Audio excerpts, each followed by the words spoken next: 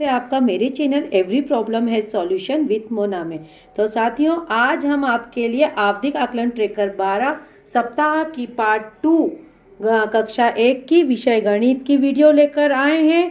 तो मैंने आपको पार्ट 1 में जो उद्देश्य हमारे लिए गए थे 5वें सप्ताह से लेकर के 11वें सप्ताह तक के संपूर्ण उद्देश्यों की पुनरावृत्ति करवाई थी, और 12वां सप्ताह जो था वो हमारा आवधिक आकलन ट्रेकर के उद्देश्यों को चेक कर लिया था हमने अभ्यास पुस्तिका में, और आज हम आपको ट्रेकर भरना बता रहे हैं। तो देखिए साथियों, ये जो हमारा 12वां सप्ताह का आवधिक आकलन ट्रेकर है, ठीक है, मैंने इसकी फोटोकॉपी करा ली है। आप चाहें तो आपकी शिक्षक संदर्शिका, जो ये शिक्षक संदर्शिका है, इसमें भी ये ट्रेकर दिए हुए हैं, इसी की मैंने फोटोकॉपी कराई है। आप ये भी भर सकते हैं। 409 पेज नंबर, ये देखिए 409 पेज नंबर पर ये आपको शिक्षक संदर्शिका में मिलेंगे, और 409 और 410 पेज नंबर पर आपको 12वें सप्ताह का आवधिक आकलन मिलेगा कक्षा 1 के लिए गणित का।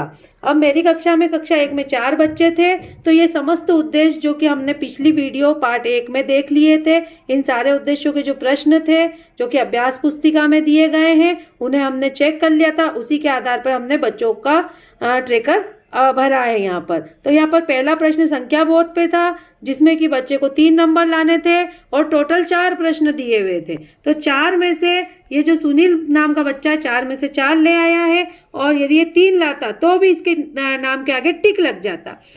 ये 4 में से 4 लेकर आया है। दूसरा है संख्या मान में बच्चा 3 में से 3 लेके आया है सुनील, इसमें भी उसको टिक लग गया है। यदि वो 2 नंबर लाता तो भी टिक लगता।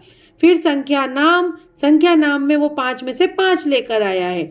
उसी प्रकार शून्य की अवधारणा, इसमें उसको 2 नंबर लाना जरूरी है, और वो 2 में से 2 ही लाया है। यदि वो 1 लाता तो यहाँ पर क्रॉस का निशान लग सकता था। पहले और बाद व बीच की संख्या 4 नंबर उसको लाना जरूरी है। क्वेश्चन 6 है, लेकिन ये बच्चा 6 में से 6 लाया है तो राइट का निशान लगा। यदि वो 5 लाता तो भी राइट का निशान लगता, लेकिन यदि वो 4 लाता तो यहाँ पर क्रॉस का निशान लगता।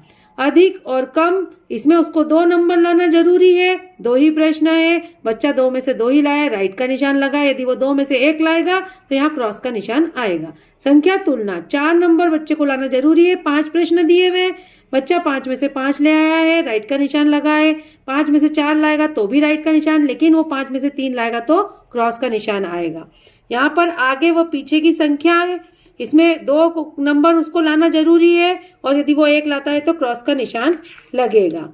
इसी तरीके से साथियों, यहाँ पर अंजलि ने भी सारे उद्देश्यों को पूर्ण कर लिया है। और यहाँ कल्पना को देखें तो कल्पना शून्य की अवधारणा वाले सवाल में रह गई है। उसको 2 में से 2 नंबर लाने थे, पर वो 2 में से 1 ही लाई है।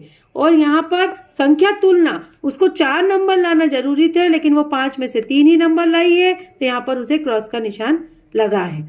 इसी प्रकार अभिषेक को देखे साथियों, तो यहाँ पर वो शून्य पहले, बाद और बीच की संख्या वाले क्वेश्चन में उसको 6 प्रश्न दिए थे। 6 में से उसको 5 नंबर लाना अनिवार्य थे, लेकिन वो 3 नंबर लाया है, इसलिए यहाँ उसको क्रॉस का निशान आया है।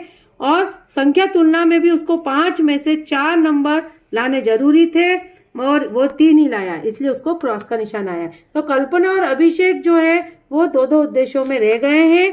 यहाँ पर देखिए साथियों, अगले वाले प्रश्न पर सुनील जो है वो सारे उद्देश्य क्लियर कर गया है, लेकिन जो अंजलि है वो भी सारे उद्देश्य क्लियर कर गई है, लेकिन कल्पना जो है वो फिर से समय की अवधारणा जो है उसमें रह गई है। उसमें उसको 1 नंबर लाना जरूरी था, पर वो 0 ही लेकर आई है। और यहाँ पर 3D और 2D आकृति वाली वीडियो जो है, इसमें 8 प्रश्न दिए हुए थे, और 6 नंबर लाना बच्चे को जरूरी था, लेकिन 8 में से 5 ही लाया।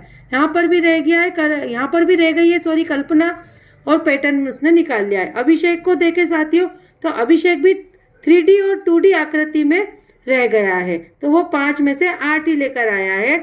ये उसको 8 में से 6 नंबर लाने थे, लेकिन वो 5 ही लेकर आया। तो साथियों, यहाँ तक करने के बाद अब हमको क्या करना है, समूह बनाना है। देखिए साथियों, आकलन करके ट्रेकर भरा हमने। ट्रेकर बनने के बाद हमको 3 ग्रुप बनाना है, समूह ए, समूह बी और समूह सी। समूह ए में सुनील और अंजलि आ गई, क्योंकि इन्होंने सारे उद्देश्य सही कर लिए थे ना। तो ये जो है तीसरे दिन के बाद चौथे और पांचवें दिन संवर्धन पत्रक करेंगे। लेकिन समूह बी में हमारी कल्पना और अभिषेक आ गए और समूह सी में हमारा कोई बच्चा नहीं आया। मतलब हमारी क्लास का कोई बच्चा ऐसा नहीं है जिसे सारे ही क्वेश्चन क्या हो गलत किए हों, है ना।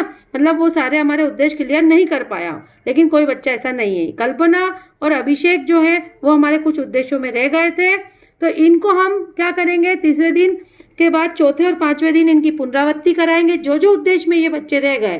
ठीक है बच्चों, ठीक है साथियों। चौथे और पांचवें दिन समूह बी वाले बच्चों की पुनरावृत्ति करेंगे। छठे दिन ट्रेकर अपडेट करेंगे।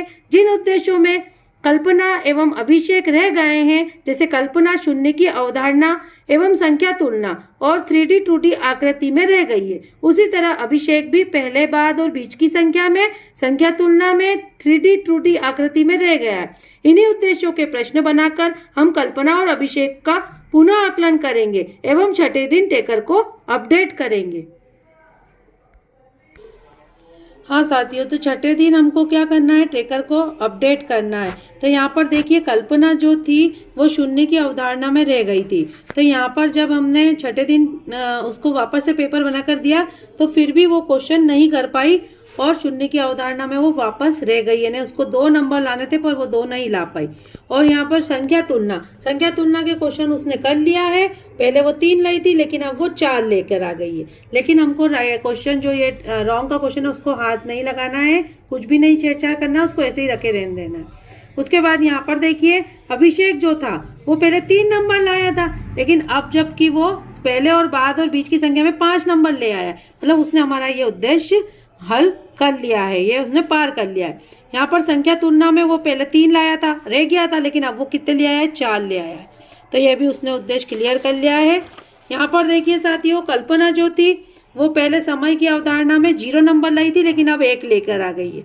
और 3D 2D आकृति में पहले 5 लाई थी, लेकिन अब 6 ले आई है, मतलब उसने उद्देश्य क्लियर कर लिया है।